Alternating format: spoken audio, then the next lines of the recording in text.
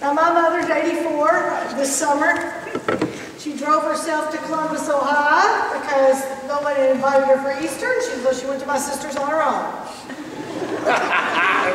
This is who we're talking about. You wonder why I'm the way I am. Dorothy Dean Smith would be the reason.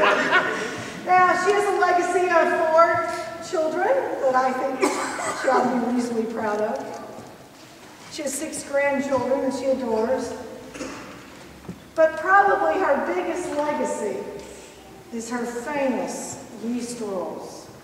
We just need a moment of silence while I think about it. Now, you'll remember in my ABCs of Gratitude sermon at Thanksgiving, what was our? Rolls. You'll remember that when she came at Thanksgiving, also her idea, and we were getting ready for the feast, but we worked it out, and Carrie figured out the timing of it, and she was able to teach Tom Lehman. Where was he? I saw him there. Oh, there he is. Tom Lehman and Carrie how to make her famous yeast dough and the rolls, and then she proceeded to go around all our volunteers and stuffing them in the mouth so they would taste them. She's been famous. They've been served at the Kentucky Derby to all the rich people that don't live in Kentucky. Funny how that works. Anyway, and she just got a job at a new little restaurant in our hometown, and they wanted homemade breads. So who'd they go to? I mean, she's all over the state, won all these awards and everything. I've watched her make her yeast rolls thousands of times. I can't do it, but Tom can, but I can't. There's something in this, but that's another sermon. She starts with yeast. She adds a little water, wake that yeast up. Then she adds a little sugar to feed it, make it come to life. Then she gets the very best flour, King Arthur. She will not settle for anything less. She adds her favorite shortening, and that gives the yeast a home. Then she kneads it. Not too much, not too little, just the right amount. And she had a stroke, and so this hand doesn't work. So she'll take her big bowl, just like this, and she'll knead it with one hand. I've seen her do that so many times. Then she takes a warm cloth. And when I was talking to her about it the other day, she says, oh, you got to cover that dough to make it feel safe and secure. It's like it's a child or something. For her it is. And then she puts that favorite bowl, she'll take it and she'll put it near the fireplace where it's warm. And then it'll grow. And then she waits. She waits for that dough to rise. See, so she has to use the right ingredients. She has to use the best products. And it makes the best yeast breads anywhere. But there's one thing I forgot to tell you about her process. Right in the middle of it, as the dough begins to rise, she walks right up to it and punches it down. And then she does that twice. And she does that so then it will end up rising properly. Who would have thought that the delicate art of rising involves getting the air knocked right out of you? Sometimes in life, like in bread making, hardship comes before success. Despair comes before hope. And in our faith, death comes before life. Now, personally, and I know enough of your stories out there to know this is true, we know this reality, don't we? As a city, we know this to be true. As a church, we're acquainted with that certainty. We have all been punched down.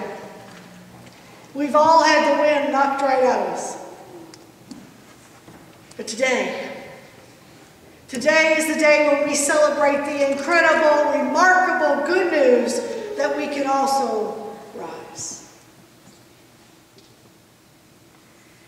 the past 6 weeks during the season of Lent, which some of you I haven't seen. Isn't that funny how that works on Easter? I'm just kidding. I'm so glad you're here. We have focused during this Lent on how to take care of our whole and holy selves. How to love God with everything we've got, everything that we are, our heart, our soul, our mind, and our strength. We contemplated how to put the right and the best ingredients into the dough of our lives. How to mix them together just right, even if we're one-handed. How to make our lives then more whole and more holy. And we also have talked again and again how we do not do this alone. That just when we need it most, something bigger than ourselves that starts as that little grain of yeast does in the bread, that grows bigger than ourselves, here comes God the yeast to rise us up. So I want to say something kind of shocking today. Easter is not just about Jesus. He's important, to be sure. But Easter is about each of us. It's about all of us. Jesus' story must become our story, or we miss the story. If Easter is to mean anything, it has to become our story. Otherwise, it's something that happened a long time ago to a very small group of people halfway around the world. And I think this is why many are saying, big deal. The church is irrelevant. For me, it must become our story. Here, now, today. Now for me, I do not believe that the importance of Easter is about Jesus getting up and walking around. I think it must go deeper than that. I do believe the most important message of Easter is whether we get up with Jesus every day and we rise into our best selves. Did you hear one of the lines of that great Easter opening hymn? Made like him, we rise. Did you catch it when you sang it? Do we rise each day? Do we claim the new life that God offers for each of us? Does Christ live in me every day? Does Christ live in you every day? If he does, it will not matter how much we get punched down. It will not matter when life throws us for a loop. If you've got the right stuff, that God stuff within you, you will rise. You will rise.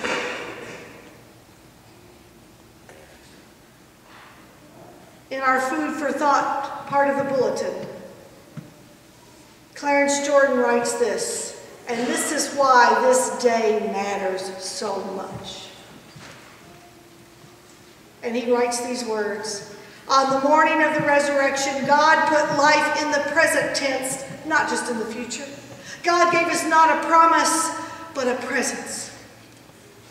And he goes on to say that crowning evidence that Christ lives is not a vacant grave, but a spirit-filled fellowship, not a rolled away stone, but a carried away church. A carried away church.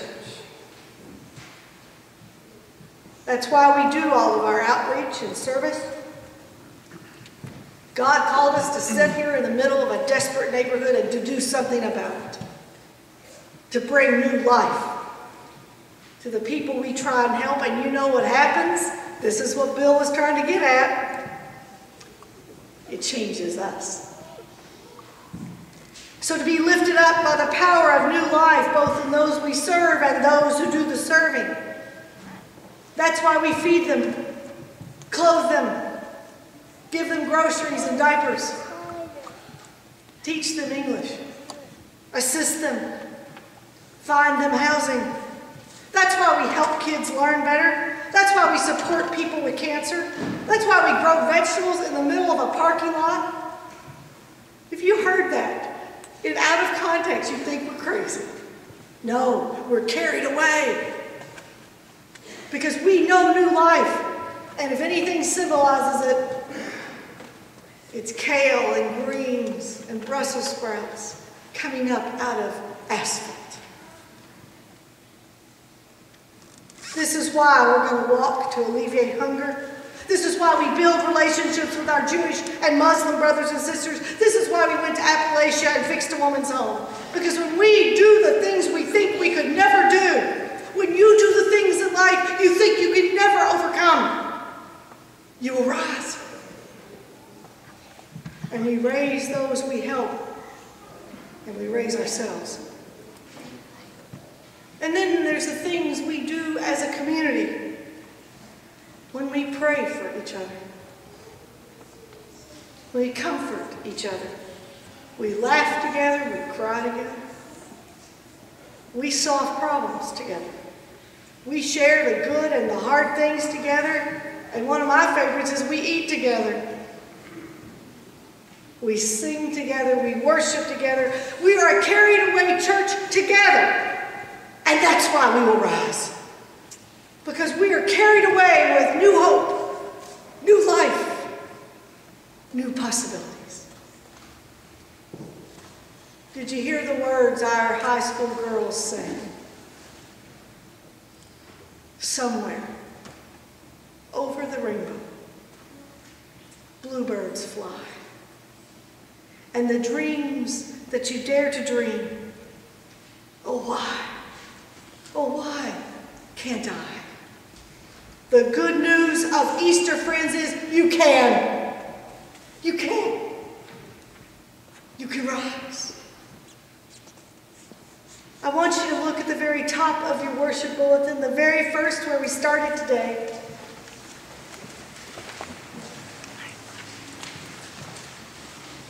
Let these words pour over you just like God's Spirit is pouring over us today. When we hear these words, you can hear Jesus saying them. So my question to you today is, can you say them too? You may write me down in history, Maya Angelou writes, with your bitter, twisted lies. You may trod me in the very dirt, but still like dust, I'll rise. You may shoot me with your words, you may cut me with your eyes, you may kill me with your hatefulness, but still like air, I'll rise. Leaving behind nights of terror and fear, I'll rise. Into a daybreak that's wondrously clear, I rise. I rise. Can you say it? I rise. I rise. I rise. This is the good news of Easter, friends. May you make it so today. And may we make it so for others. Amen.